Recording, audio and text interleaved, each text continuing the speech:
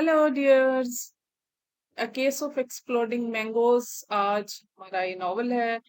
मोहम्मद हनीफ का लिखा हुआ 2008 में पब्लिश हुआ था।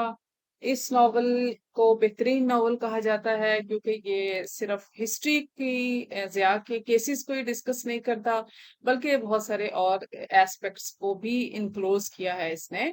क्योंकि इसका एक हिस्सा हनीफ को इसलिए भी क्रेडिट दिया जाता है क्योंकि हनीफ खुद भी एयरफोर्स का हिस्सा रहे थे। दो तरह से के कैरेक्टर्स इसमें डिस्कस किए गए हैं, एक रियल लाइफ कैरेक्टर्स हैं और एक फिक्टिशियस कैरेक्टर कहा गया है उन्हें।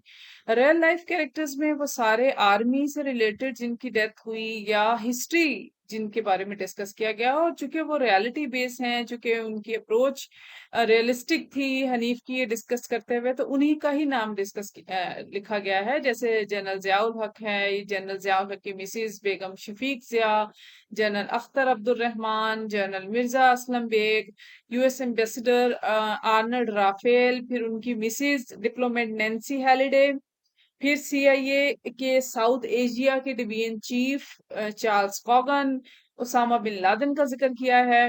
रोमानियन डिक्टेटर हैं निकोली कोसेस्को, और पॉलिटिकल यूएस पॉलिटिकल एक्टिविस्ट हैं जॉन हैरी। ये वो लोग हैं जो उस वक्त 1988 में मौजूद थे और उनका किताब में जिक्र है।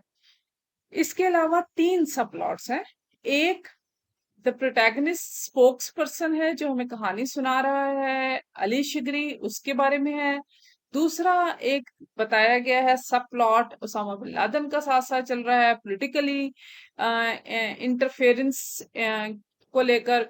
और तीसरा जैनब कत्ल केस को बताया गया है। और ये तीन फैक्टर्स बताए हैं कि किस तरह से तीन चीजों में से कोई सी भी एक साजिश जिया के अगेंस्ट हो सकती थी। एक अली शिगरी का मैंने आपको बताया कैरेक्टर है। अली शिगरी एक junior officer air force, Pakistan air force academy Risalpur में। अली शिगरी के वालिद कर्नल कुली शिगरी, मेजर कियानी आईएसआई का ऑफिसर दिखाया गया है। ये भी एक फिक्टिशियस कैरेक्टर, एक फर्जी किरदार लिया गया है। सेक्रेटरी जनरल को सेक्रेटरी जनरल ही कहा गया है, इसका कोई नाम का जिक्र नहीं किया गया। फिर एक उबैद, एक जूनियर ऑफिसर है जो कि अली शिगरी का दोस्त है, उसका रूममेट है, और लवर का लफ्ज इस्तेमाल किया गया है इसके लिए, तो उसको बेबी ओ के नाम से बुलाया जाता है। अंकल स्टार्चे हैं, वो launderer and kitchen affair holder हैं पीएएफ एकेडमी में। वो हेल्प करते हैं अली शिगरी को जहर प्रोवाइड करने में जिया के, क्योंकि मैंने आपको बताया कि तीन मुख्तलिफ सब प्लॉट हैं, तीन मुख्तलिफ साजिशें जिया के कत्ल के खिलाफ अली हमें सुनाता है, या हनीफ साहब लिखते हैं। फिर जैनब है जो कि एक ब्लाइंड रेप विक्टिम केस था, ये दिया गया। इसके अलावा एक हमारे पास लेफ्टिनेंट लूट बैनन का जिक्र है जो कि स्मोकिंग यूएस इंस्ट्रक्टर हैं, और वो साइलेंट ड्रिल मास्टर हैं पाक एयरफोर्स एकेडमी में। कहानी जो शुरू होती है जिया के हादसे से। अली हमें बताता है कि किस तरह से उस वक्त की हकीकी जिंदगी को त्यारे के पीछे से कुछ फर्जी हकाइक और फर्जी कहानियां लेकर चलती हैं, जिसमें 1977 से 1988 तक जिया, चूंकि पाकिस्तान के सदर वाकया हुए थे, उनकी मौत हुई थी, जिसके बारे में बहुत से साजिशी नजरियात भी रहे और हकीकी तजर्बात भी थे। 17 अगस्त 1988 को बहावलपुर पाकिस्तान में टैंक परेड देखने के बाद जिया अपने कई आला फौजी ओहदेदारों के साथ और फिर अमरीकी सफीर आर्नल्ड राफेल के साथ 130 130 सी हरक्लिस तैयारे में एक पंजाबी छोटे पाकवन नामी पंजाबी कस्बे से रवाना हुए, और उनके पास जहाज में कुछ आम की पेटियां भी रखी गई। अली बताता है कि कुछ ऐनी शाहिदीन के मुताबिक जहाज पहले डोलता रहा, उसकी परवाज बेतरतीबी देखी जा सकती थी, और फिर वो एकदम से अपने मुंह के बल, चूंच के बल, नाक के बल एकदम से नीचे गिरा और फट गया, और उसमें मौजूद तमाम 31 अफराद हलाक हो गए। जिया ने अपनी मौत से पहले 11 साल तक पाकिस्तान पे हुकूमत की थी। ये उसने पहले जिया की कहानी सुनाई, उसके बाद वो अपनी कहानी सुनाता है। वो बताता है कि उसके वालिद कर्नल कली शिकरी की हाल में ही मौत हुई है, जिसे खुदकुशी कहा जाता रहा। लेकिन अली को बाद में पता चलता है कि उसके वालिद की मौत आईएसआई के ऑफिसर मेजर जनरल कियानी के कत्ल करने पे हुई, जो जिया के हुक्म पर किया गया था। ये कहानी हवाई जहाज के हादसे से 1 महीना पहले रूनुमा हुई थी। इसके बाद अली ने इंतकामी मंसूबे बनाने शुरू कर दिए थे, क्योंकि वो जिया से अपने बाप के कत्ल का बदला लेना चाहता था। अब उसने खुद से भी जिया को ऑब्जर्व मुशाहिदा करना शुरू किया, और उसने दूसरे लोगों के जरिए से भी इस काम को किया। खासकर उसका दोस्त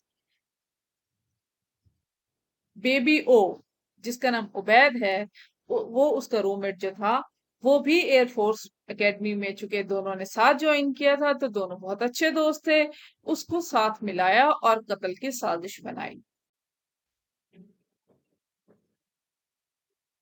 हनीफ ने इस किताब में बहुत से पाकिस्तानी और अहम अमरीकी सियासतदानों की जिंदगियों के मनफी एस्पेक्ट्स को डिस्क्लोज किया है।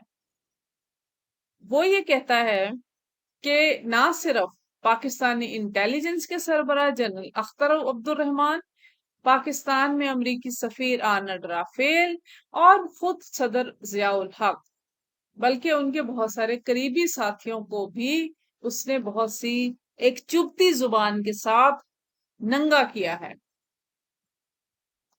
किताब में ये भी कहा गया है कि कैसे जिया अपने अंदर के हलके के लोगों के बारे में भी मशकूक रहा करते थे, यहाँ तक कि वो अपने ही पागलपन से बिल्कुल पागल हो जाते थे।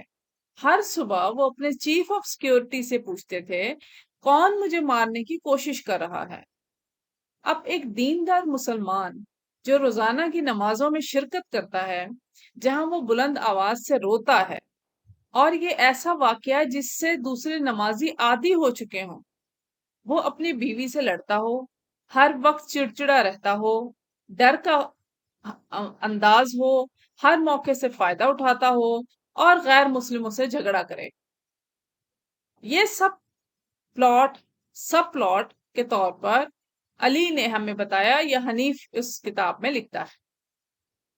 फिर उसने एक नाबीना खातून का जिक्र किया, जैनब का।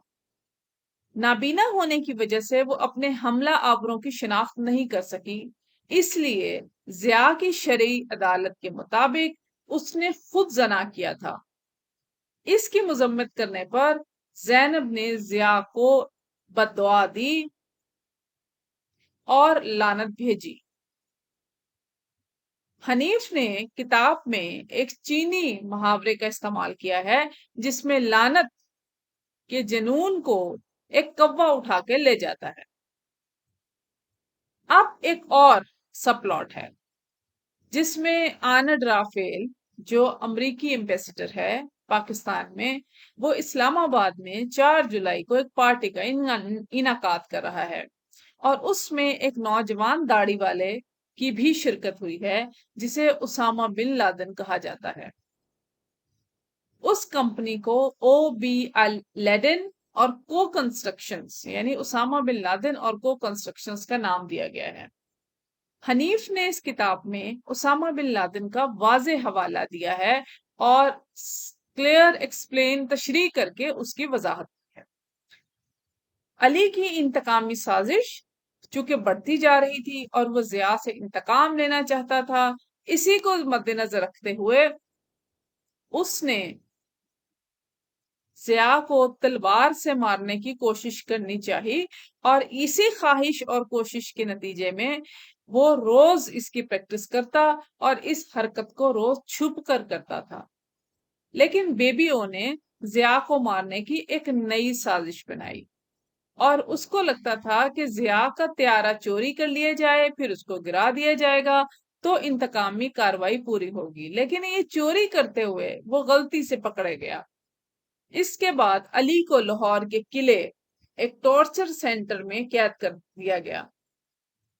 وہاں رہتے ہوئے علی اپنے تشدد زدہ ساتھی قیدیوں کی چیخیں سنتا رہا اور دیوار میں ایک سوراخ کے ذریعے سیکرٹری جنرل سے بات کرتا تھا جو وہاں 9 سال سے قید میں تھے۔ علی کو آخرکار یہ پتا چلتا ہے کہ لاہور کے قلعے کو ٹارچر سیل بنانے میں اس کے والد کا ہی ہاتھ ہے، اور پھر وہ اپنے والد کو اس پر ایک طنزیہ جملہ بولتا ہے اور کہتا ہے کہ واہ بہت اچھا کام۔ اسی دوران میجر کیانی سامنے آتا ہے۔ اس کا مقصد علی کو تشدد کرنا ہوتا ہے، لیکن اچانک ایک تبدیلی ہوتی ہے اور علی کو اذیت سے بچنے کے لیے دوبارہ پاکستانی ایئر فورس اکیڈمی واپس بھیج دیا جاتا ہے۔ وہاں جا کے اس کو پتہ چلتا ہے کہ اسے ایک اسکواڈ کا حصہ بنایا گیا ہے جو ضیاء کی خاموش نگرانی کرے گا۔ اب علی کو آخرکار موقع مل جاتا ہے، وہ اس کو قتل کرنا چاہتا ہے۔ اس پر اس نے اب انکل سٹارچی سے، جو میں نے آپ کو بتایا کہ ایک لانڈرر تھے، کو سے ورمن منگوایا، مطلب سانپ کا زہر، اور اس نے چاہا کہ وہ اس کو تلوار کے ذریعے سے ضیاء کے ہاتھ میں داخل کر دے گا۔ خاموش ڈرل سلامی کے بعد ضیاء تباہ شدہ پاک ون پر سوار ہوا، اور یہ ناول اس پھر فائنل میں ایک ہمیں کمپلیکسٹی کے ساتھ ختم ہوتا دکھائی دیتا ہے، جس میں یہ بتایا گیا ہے کہ یہ تصدیق نہیں کی گئی کہ جنرل ضیاء کی موت کیسے ہوئی۔ کیا علی شگری جنرل ضیاء کو قتل کرنے میں اور اس کے ہاتھ میں اپنے تلوار سے زہر کو منتقل کرنے میں کامیاب ہو گیا ہوگا؟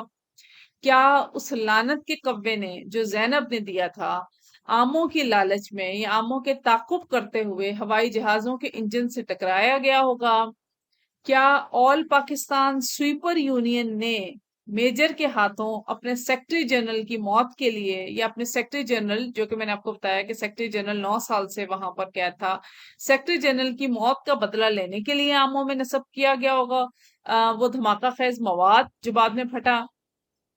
یا ضیاء کے ساتھیوں میں سے کسی ایک نے یہ ساری سازش رچائی؟ تو کتاب میں یہ بھی کہا گیا ہے کہ یہ بھی ہو سکتا ہے کہ یہ سازش CIA کے کام ہو۔ کچھ بھی پاسبل ہے۔ اینڈ میں کتاب بہت سارے سب پلاٹ کے ساتھ بہت سارے ہمیں کوشچنس ہمارے ذہن میں ڈالتا ہے۔ تھوڑی سی بات ہم اس کی نامینیشنز کی کر لیتے ہیں، کیونکہ اتنی بہترین ناول لکھا گیا جو حقیقت پر مبنی بھی ہے، اور بہت سی اور باتیں فرضی کہانی ڈال کر حنیف نے بیان کی ہیں۔ سب سے پہلے تو ونر رہے یہ بک شکتی بھٹ فرسٹ پرائز ملا تھا 2008 میں، پھر مین بکر پرائز کے لیے یہ نامینیٹ ہوئی تھی 2008 میں، اور گارڈین فرسٹ بک ایوارڈ بھی 2008 کے لیے شارٹ لسٹ ہوئی تھی۔ پھر 2009 میں کامن ویلتھ بک پرائز اس کو فرسٹ پرائز ملا تھا 2009 میں۔ گارڈین نے اس ناول کے بارے میں کہا ہے کہ ویون ان language as explosive as the mangoes themselves is wickedly cynical and reveals layers of outrageous and plausible corruption۔ اس کی زبان جس زبان میں لکھی گئی ہے ایسی ہے، اتنی دھماکہ خیز زبان ہے جیسا کہ عام خود تھے۔ یہ ایک بہت ہی بے رحمی سے گھڑی گئی کہانی اور بہت ساری اشتعال انگیز لیئرز کو آپ پر ظاہر کرتی ہے، بہت ہی قابل فہم لیکن بہت ہی بدعنوانی، مطلب کرپشن کی تہوں کو ظاہر کرتی ہے۔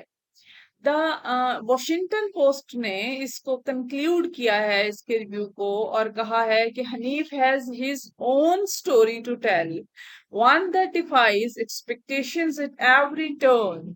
مطلب اس حنیف نے ایسی کہانی لکھی ہے، اور یہ ایسی کہانی ہے جو ہر موڑ پر آپ کی توقعات کے برعکس جاتی ہے۔